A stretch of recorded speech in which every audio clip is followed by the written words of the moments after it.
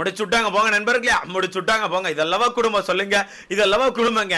சௌந்தர்யாவை மொத்தமா முடிச்சு விட்டாங்க ப்ரோ. ரொம்ப தெளிவா வீட்டுக்குள்ள வந்து ரொம்ப தெளிவா கொடுக்க வேண்டிய அட்வைஸை கரெக்டா கொடுத்துட்டு தன்னோட பொண்ணு பண்ண அவ்வளவு மிஸ்டேக் எடுத்து போட்டு உடச்சி ரொம்ப நீட்டா ஒரு வேலையை பார்த்துட்டாங்க. அது மட்டும் இல்லாம நான் வந்து அப்பாவோட ஃபேன் ஆயிட்டேன் ப்ரோ. நீங்க என்ன நினைச்சாலும் சரி, நான் அப்பாவோட ஃபேன் ஆயிட்டேன். ஏன்னா பிக் பாஸ் கேட்கிறாரு மேல இருந்து, நஞ்சுண்டன் இப்போ இந்த வீட்டுல ஏதாச்சும் யார் மேலேயாச்சும் மன வருத்தம் இருந்துச்சுன்னா நீங்க இந்த இடத்துல சொல்லலான்னு சொல்லி சொன்னா நம்ம அப்பா என்ன சொல்றாங்க தெரியுமா? எடுத்த எடுப்புல சார் எனக்கு இங்க யார் மேலயும் பெருசா முரண்பாடு இல்ல சார், என்னோட பொண்ணு மேலதான் எனக்கு முரண்பாடு இருக்கு, என் பொண்ணுக்கே அட்வைஸ் கொடுக்கறேன் அப்படின்ற மாதிரி பொண்ணை போட்டு பொளந்துட்டாங்க ப்ரோ. சோ நம்மள எதிர்பார்த்த மாதிரி பிக் பாஸ்க்கான இரண்டாவது ப்ரோமோ வந்திருக்கு. இந்த ப்ரோமோல பார்த்தா வீட்டுக்குள்ள சௌந்தர்யாக்கான ஃபேமிலி வராங்க.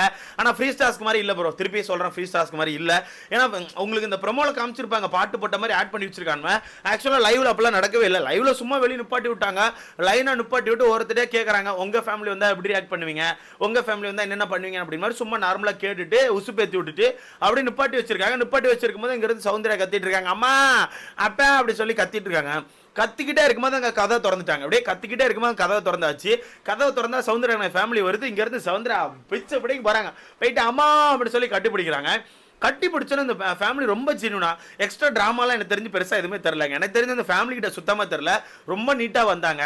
வந்ததுல இருந்து அவங்க அண்ணனும் ஆகட்டும், அம்மாவாகட்டும், அப்பாவாகட்டும் எல்லார்ட்டையுமே சூப்பரா பேசுறாங்க. முக்கியமா அம்மா ஜாக்லின் பிடிச்சிட்டு, ஜாக்லின் உன்னை ரொம்ப பிடிக்கும், நீயும் சௌந்தர்யா வருது ஃப்ரெண்ட்ஷிப் எனக்கு ரொம்ப பிடிச்சிருந்து, ஆனா இப்போ ரீசெண்டாக தான் கொஞ்சம் சரியில்லை, நான் பேசுறேன் அப்படின்னு மாதிரி ஜாக்லின்ட்ட சொல்றாங்க. அப்புறம் நம்ம பவித்ரா கூட்டு, பவித்ரா நீ சூப்பரா கேம் ஆடுற, உன்னை பார்த்தது நல்லா இருக்கு அப்படின்ற மாதிரி பவித்ராக்கு அட்வைஸ் கொடுக்குறாங்க. அப்புறம் தீபக்கை பிடிச்சி, தீபக் உங்களுக்கு ரொம்ப பிடிக்கும்னு சொல்லி தீபக்கை சொல்றாங்க. முத்துக்குமரனை பிடிச்சி, முத்துக்குமரன் நீங்க சூப்பரா கேம் ஆடுறீங்கன்னு சொல்லி முத்துக்குமரன் சொல்றாங்க. ரொம்ப தெளிவா, எப்படியே ரொம்ப தெளிவா ரொம்ப நீட்டா எல்லார்ட்டையும் ரொம்ப ஜாலியா பேசுறாங்க. அதுக்கப்புறம் தான் சௌந்தர்யா கூட்டு பெட்ரூம் கூட்டு போயிட்டு, இருங்க சில பல குறைபாடுகள் இருக்கு, அதெல்லாம் என்னன்னு சொல்லி தெளிய வச்சுட்டு வரேன்னு சொல்லி கூட்டு போயிட்டு வளைச்சி கேள்விதான், அப்படியே வளைச்சி கேள்விதான். இதுல அம்மாக்கு வந்து ஆக்சுவலா அந்த சௌந்தர்யாவும் ஜாக்லினும் இருந்த அந்த ஃப்ரெண்ட்ஷிப் பிடிச்சிருந்திருக்கு போல. ஆனா அந்த ஃப்ரெண்ட்ஷிப் ரீசெண்டா பிரேக் ஆயிடுச்சுல, என்ன மாத்தி அப்படி இப்படின்னு சொல்லி இவங்க அவங்கள சொல்றதா அவங்க இவங்கள சொல்றதா மாத்தி உடைச்சிக்கிட்டாங்கல்ல. சோ அந்த விஷயங்கள் சுத்தமா பிடிக்காம அந்த இடத்துல அம்மா ரொம்ப தெளிவா அட்வைஸ் கொடுக்குறாங்க. ஏன்னா ரொம்ப தெளிவா வந்திருக்காங்க ப்ரோ. நமக்கான பொண்ணை மட்டும் தான் நம்ம அட்வைஸ் கொடுத்து, நமக்கான பொண்ணை மட்டும் தான் நம்ம மாற்ற முடியும். இன்னொருத்தட்டு போயிட்டு அட்வைஸ் கொடுத்து நீங்க மாறிக்கோங்கலாம் நம்மளால சொல்ல முடியாது, நமக்கு ரைட்ஸ் கிடையாது அப்படிங்கறத ரொம்ப தெளிவா பிடிச்சிருக்காங்க. வந்த உடனே அம்மா கூட்டு ஒரே வார்த்தை தான், நீ ஏன் நண்பர்களை பின்னாடி போய் பேசுற, உனக்கு இந்த வீட்டில் ஃப்ரெண்ட்ஸ்னு சொல்லி இருக்காங்கன்னா அந்த ஃப்ரெண்ட்ஸுக்கு நம்ம உண்மையாக இருக்கணும்ல. ஒருத்தவங்க கூட ஃப்ரெண்ட்ஸ்னு இருந்துட்டு அந்த ஃப்ரெண்டை பற்றி பின்னாடி பேசுறது எவ்வளோ தப்பு, எவ்வளோ தப்பு பண்ணுறது, இந்த மாதிரி பண்ணக்கூடாது, ரொம்ப தப்பு. அது மட்டும் இல்லாமல் நம்ம வீட்டிலலாம் இப்படிலாம் ரியாக்ஷன் கொடுக்க மாட்டியே, இங்கே வந்து என்ன புதுசாக ரியாக்ஷன்லாம் கொடுக்குற, அது வந்து அடுத்தால ஹர்ட் பண்ணும்ல, கூட இருக்கால கஷ்டப்படுத்தலாம், ஏன் அது உனக்கு புரிய மாட்டேங்குன்னு சொல்லிட்டு வச்சு செய்கிறாங்க. இங்கே எனக்கு ரெண்டு விஷயங்கள் புரிஞ்சிருக்கு. ஒன்று, அம்மாவுக்கு வந்து ஜாக்லினும் சௌந்தர்யாவும் இருந்த அந்த ஃப்ரெண்ட்ஷிப் பாண்ட் பிடிச்சிருக்குது. அந்த பாண்ட் வந்து இப்போ உடஞ்சனால அந்த பாண்ட் வந்து ரீசன்ட் டேஸா சுத்தமா சரியில்லாம உடஞ்சது வந்து அம்மாவுக்கு பிடிக்கல. அதை நீ ஒட்ட வைக்கணும், நீயே போய் அந்த பொண்ணுகிட்ட பேசு, ஓப்பனா சொல்றாங்க, அம்மாவே சொல்றாங்க, நீயே போய் பேசு, அவகிட்ட நீயே போய் பேசணும் சரியா, அவகிட்ட உனக்கு ஏதாவது குறை இருந்துச்சுன்னா அவகிட்டே போய் பேசு, அதை ஏன் பின்னாடி பேசுற, ஒரு ஃப்ரெண்டுன்னு வந்துட்டானா அவகிட்ட நேரா பேசணும், பின்னாடி போய் பேசக்கூடாது அப்படின்னு ரொம்ப தெளிவாக அட்வைஸ் கொடுக்குறாங்க. அடுத்து அம்மா இன்னொரு அட்வைஸ் தெளிவாக கொடுத்துருந்தாங்க. என்ன தெரியுமா? இப்போ வீட்டில் ஏதாவது சண்டை நடந்துட்டு இருக்குன்னா அந்த சண்டைகளை போய் தேவையில்லாம எதுக்கு நீ கத்துற, ஒரு சண்டை நடக்குது அந்த சண்டைகளை நீ போற, அந்த சண்டைகளை உனக்கான கருத்து இருக்கணும்னா நீ ஃபர்ஸ்ட் ஆஃப் ஆல் அங்கே என்ன சண்டை நடக்குன்னு தெரிஞ்சுக்கணும்ல. சும்மா போற கத்திட்டு இருக்காங்க, 2 பாயிண்ட் மட்டும் பிடிச்சிக்கிற, அங்க ஒரு 10 பாயிண்ட் பேசியிருக்காங்க, அந்த 10 பாயிண்ட் தெரியாம ஒரு 2 பாயிண்ட் மட்டும் வச்சு வீட்டுக்குள்ள சண்டை போடுறனா இது ரொம்ப தப்பு, இப்படி பண்ணக்கூடாது. அங்க எதுவுமே தெரியாம நீ கத்திக்கிட்டு இருக்க, அங்க இருக்க எல்லாரும் அதை ஹர்ட் பண்ணல. அது மட்டும் இல்லாம அவங்க அண்ணன் இன்னும் தெளிவா அட்வைஸ் கொடுக்குறாங்க. அண்ணன் ஒரே அட்வைஸ் தான், இது என்ன ஷோ, ஒரு பிக் பாஸ் ஷோ, இந்த ஷோல எல்லாரும் பேசுறதுன்னு வந்திருக்காங்க.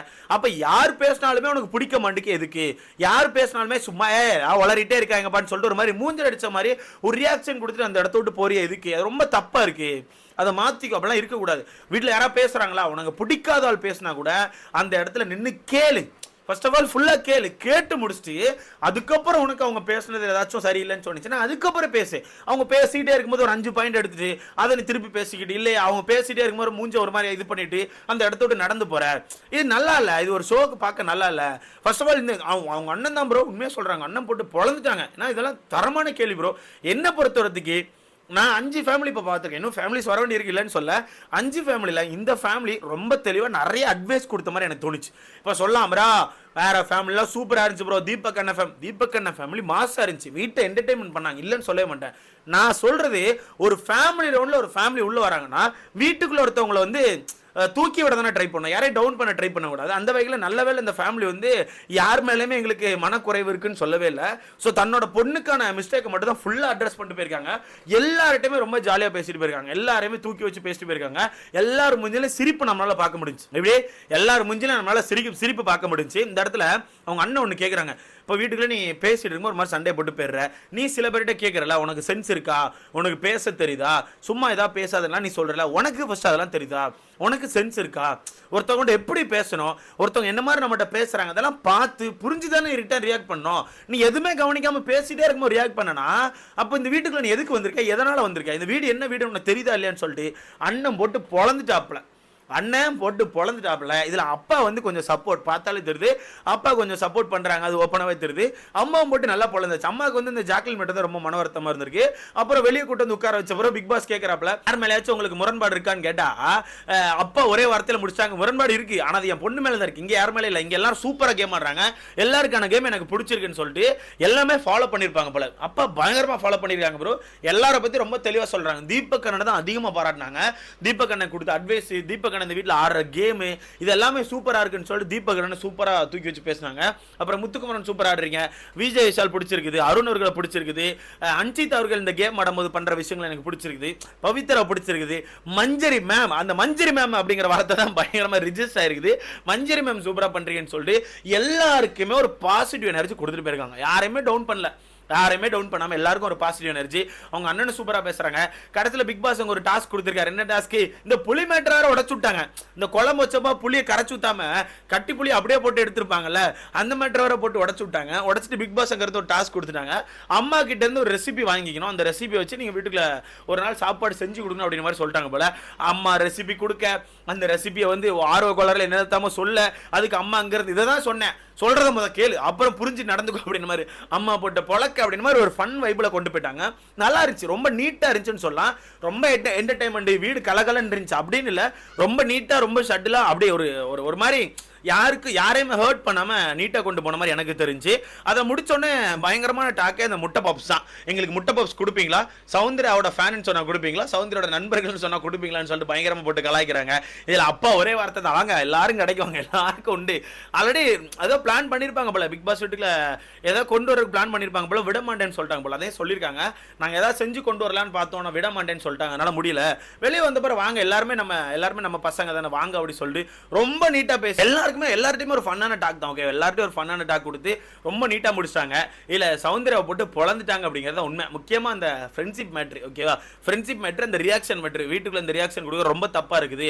அது நீங்க வந்து என்னதான் அந்த அவளை வந்து ஒரு குழந்தை மாதிரி பார்த்தாலும் சரி, இல்லை ஓகே ஒரு ஃப்ரெண்டா பார்த்தாலும் சரி, அவ பண்ற தப்பு தான், அந்த தப்புகளை அவ கண்டிப்பா மாத்தி ஆகணும்னு சொல்லிட்டு அவங்க ஃபுல் அண்ட் ஃபுல் தன்னோட பொண்ணுக்கு அகேன்ஸ்டா இருந்து ரொம்ப தெளிவா பேசுறாங்க. என்ன பொறுத்த வரைக்கும் நல்லா இருந்துச்சு, பிடிச்சிருந்துச்சு. அது மீன்ஸ் ஃபேமிலி டாஸ்க் தானே, தன்னோட பொண்ணை மேம்படுத்த வந்திருக்காங்க. ஸோ அதை ரொம்ப தெளிவாக பண்ணிட்டாங்க. அண்ட் ரொம்ப நீட்டாக பேசிட்டு யாரையுமே ஹர்ட் பண்ணாமல் ரொம்ப தெளிவாக பேசிட்டு கிளம்பிட்டாங்க. ஆனால் இந்த விஷயத்தில் நான் வந்து அப்பாவோட ஃபேன் ஆகிட்டேன் நண்பர்களே. என்ன ப்ரோ எப்பவுமே கேட்பீங்களா, நீங்கள் யார் ஃபேன் ப்ரோ, யார் ஃபேன் ப்ரோ, நான் வந்து நஞ்சுண்டன் அங்கிளோட ஃபேன் ப்ரோ. எனக்கு அந்த மனுஷன் பேச ரொம்ப பிடிச்சிருந்துச்சு.